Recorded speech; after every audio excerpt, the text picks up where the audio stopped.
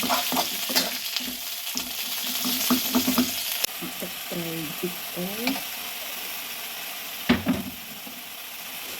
ទៅខ្យល់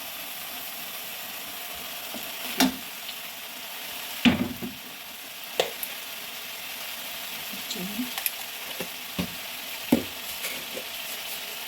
ស្ករ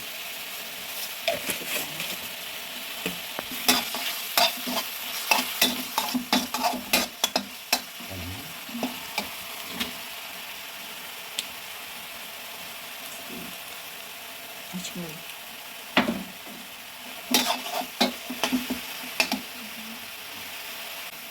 តាហ៊ូហើយតាហ៊ូជៀនហើយ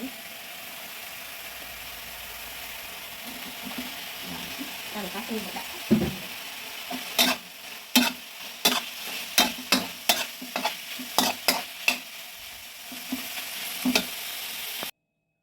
សិតកញ្ចូល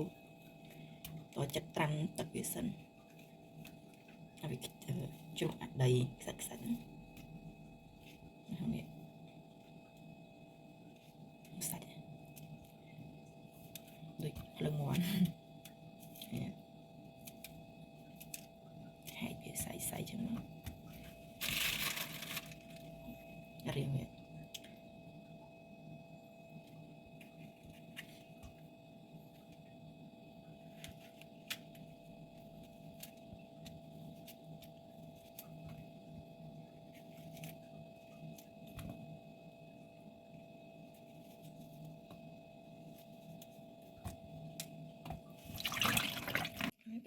ត្រាំមកសន្ទុះហើយនេះវាចេញដីហ៎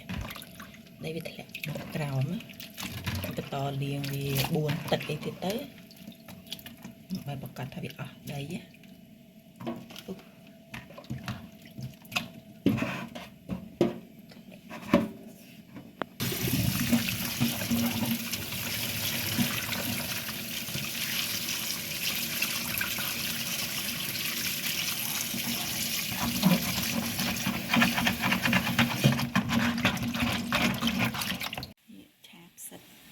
ផ្សិត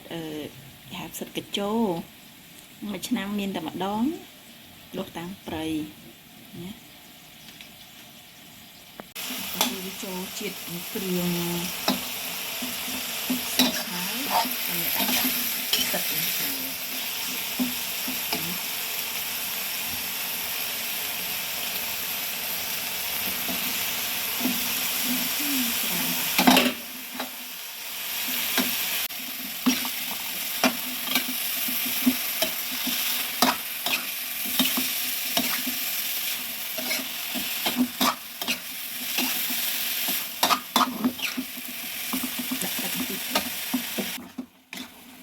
យើងឆ្អិនហើយ